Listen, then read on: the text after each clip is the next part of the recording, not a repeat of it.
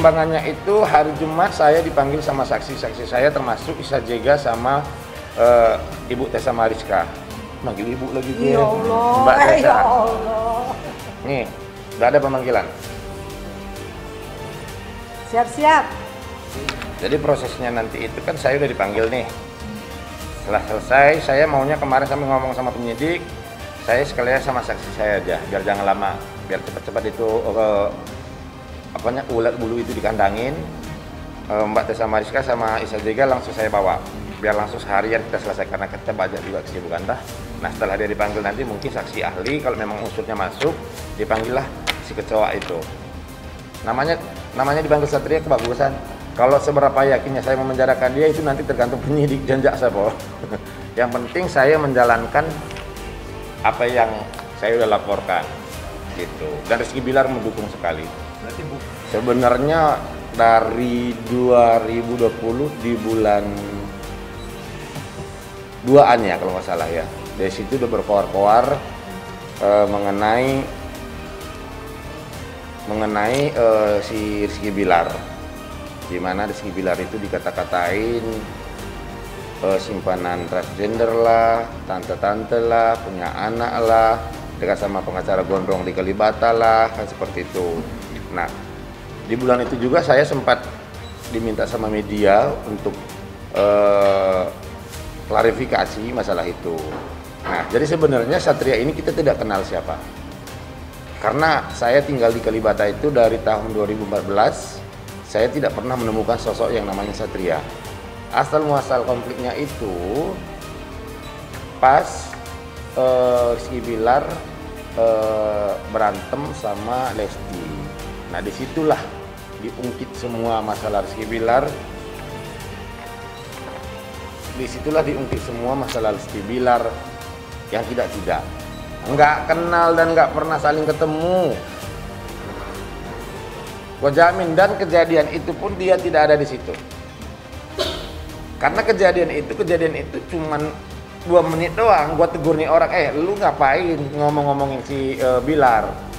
Kalau lu ngomong-ngomongin Bilar berarti urusannya sama gua bangnya dia, dan gua ditunjuk pengacaranya dia. Oh iya bang, sorry bang. Nggak ada yang lempar-lemparan yang ditunjukkan sama si kecoa itu. Dan saya yakin itu nggak benar.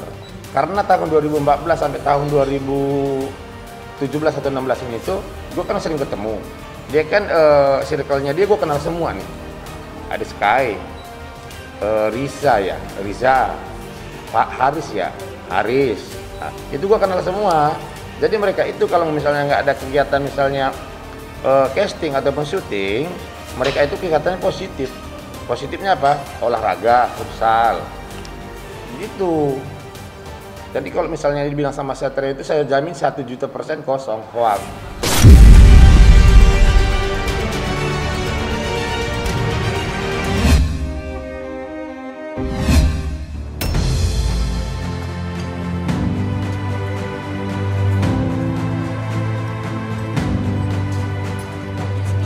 Dilanjutkan acara pernikahannya dan ternyata sukses acaranya. Sebelum wafat waktu di rumah sakit mungkin udah bicara sama Randy, dia ngomong ke saya gitu bahwa mamanya merestui. Kalau sedih pasti termasuk saya juga sebagai bapaknya Randy yang kehilangan istri. Randy juga yang mengharap banyak lah, mungkin kalau mamanya bisa juga hadir pada saat ini, namun ya saya bilang tadi Allah kan berkehendak lain gitu. Saya yakin Randy udah betul-betul siap gitu. Kalau saya Kemarin rencananya nggak ada untuk sedikit niat untuk menunda, kecuali kalau waktunya masih jauh, mungkin ditunda gitu ya, karena sudah dekat wajib dilaksanakan. Termasuk juga amanah dari istri saya, amanah Randy gitu, wajib dilaksanakan. Nggak mungkin ditunda lah, apapun yang terjadi lanjut. Ya itu jujur buat kami ini ujian besar ya, ujian berat, tapi kembali lagi kita kan manusia yang harus yakin dengan ketentuan Allah gitu. Jadi ini kami rasa ini sudah takdir dari Allah. Ya kami ikhlas, kami selalu doakan yang terbaik untuk almarhumah dari Mama Rendy. Ya jujur memang kita terpukul, kami keluarga terpukul banget. Karena aku lihat Mama Rendy itu almarhumah itu ya, mungkin orang yang paling merasa bahagia banget atas ada pernikahan nanti Glenka dan Rendy, tapi Allah lebih sayang sama Mama. Oh iya deket banget.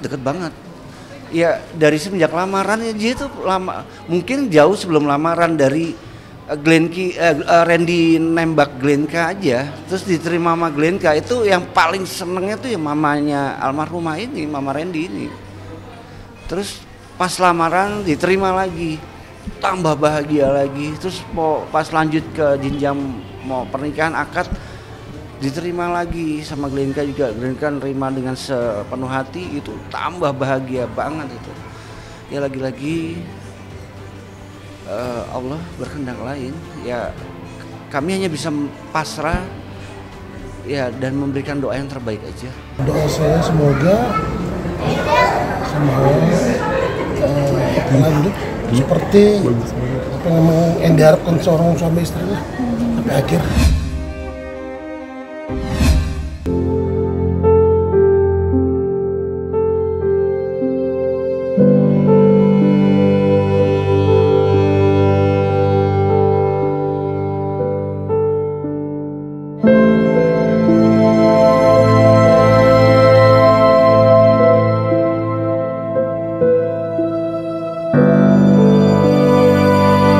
Iya betul banget dan saya tuh yang paling terakhir sebetulnya mimpi Ariel. Jadi saya tuh sempat takut ada apa gitu, saya salah apa dan lain sebagainya, tapi ternyata itu luar biasa momen yang sudah saya tunggu sekian lama gitu. Dia meluk saya seperti layaknya dia lakukan selama ini gitu ya.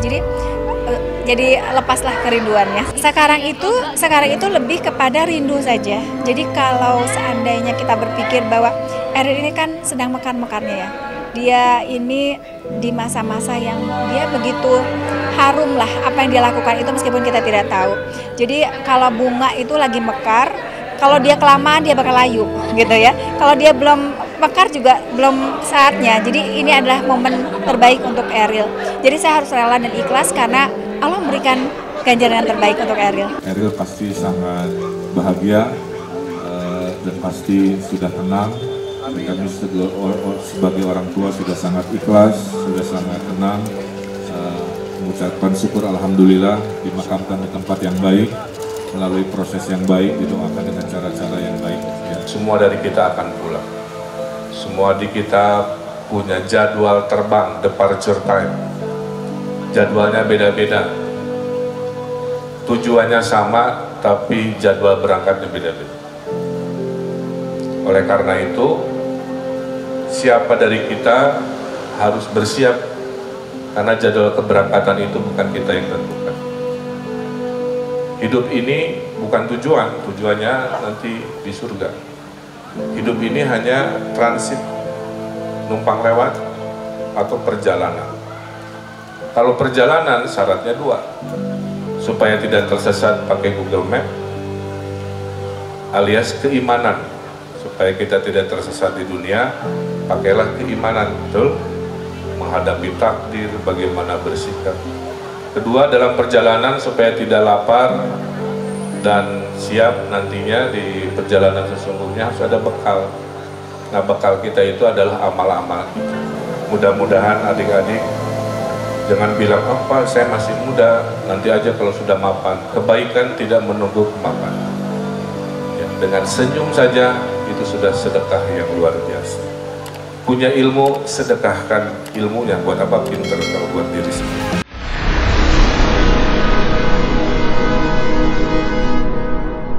Jadi jangan lupa untuk subscribe Cumi Cumi. Ditekan ya tombol lonceng merahnya.